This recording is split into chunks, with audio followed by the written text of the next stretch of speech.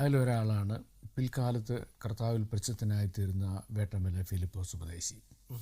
വാഴും ഞാനും രക്ഷിതാവിൻ കൂടെ എപ്പോഴും, എൻ പ്രിയ രക്ഷകൻ നീതിயின் സൂര്യനായി തേജസ്സിൽ വെളിപ്പെടും, ക്രിസ്ത്യജീവിതം പോൽ ഭാഗ്യം പാരിലെന്തുള്ളൂ, വിശുദ്ധിയെ തികച്ച് നാം ഒരുങ്ങി നിൽക്കാം തുടങ്ങി 1056-57 പ്രത്യാശ ഗാനങ്ങൾ എഴുതി സ്വന്തമായി ട്യൂൺ ചെയ്ത് പാടി കേരളത്തിൽ അങ്ങോളം ഇങ്ങോളം സുവിശേഷം പ്രസംഗിച്ച് അനേകായിരം ആളുകൾ ദൈവഭാഗത്ത് കൊണ്ടുവന്ന വളരെ ഹമ്പിളായ, വളരെ സാധുവായ, സാത്വികനായ ഒരു ദൈവദാസനായിരുന്നു വേട്ടമല ഫിലിപ്പോസ് ഉപദേശി.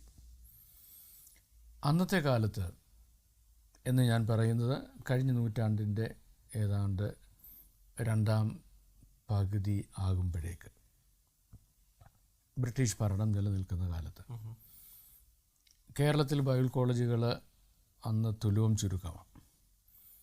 ഇംഗ്ലീഷുകാർ തുടങ്ങിയ ഒരു ബൈബിൾ കോളേജാണ് തിരുവല്ലയിലെ കൊമ്പാടി ബൈബിൾ ഇൻസ്റ്റിറ്റ്യൂട്ട് എന്ന് പറയും. ഇപ്പോഴും ഉണ്ട് മർത്തോമക്കാരുടെ. ആ കൊമ്പാടി ബൈബിൾ ഇൻസ്റ്റിറ്റ്യൂട്ടിലെ ആദ്യകാല ഗ്രാജുവേറ്റ്സിൽ ഒരാളായിരുന്നു എൻ്റെ ഗ്രാൻഡ് ഫാദർ. അന്ന് അവിടെ പോയി താമസിച്ച് വെള്ളക്കാരായ അധ്യാപകരുടെ ഇതിൽ നിന്നും വേദപുസ്തകം പഠിക്കുന്നതിനുള്ള വലിയ ഭാഗ്യം അപ്പച്ചൻ്റെ കാലത്തുണ്ടായി. വിശുദ്ധ വേദപുസ്തകത്തെപ്പറ്റി വളരെ നല്ല ജ്ഞാനവും അതിലേറെ ആത്മീയ അഭിഷേകവും ദൈവകൃപയുമുള്ള ഒരു മനുഷ്യനായിരുന്നു എൻ്റെ ഗ്രാൻഡ് ഫാദർ. അപ്പച്ചനെ പറ്റി പറയുമ്പോൾ എനിക്ക് ഏറ്റവും ഇമ്പ്രസീവായിട്ട് ഉള്ളൊരു കാര്യം, അപ്പച്ചനെ പ്രസിദ്ധനാക്കിയത് സാത്താന, പിശാച.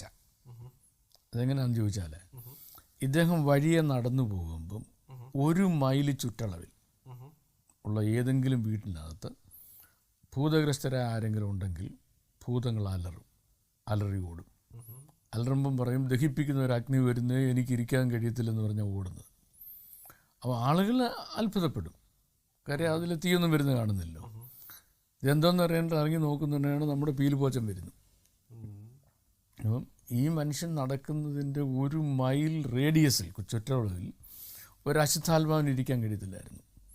അതുപോലെ തീയായിട്ട് ദൈവസന്നിധിയിൽ കത്തി നിന്ന ഒരു മനുഷ്യനായിരുന്നു എൻ്റെ വല്യപ്പച്ചൻ.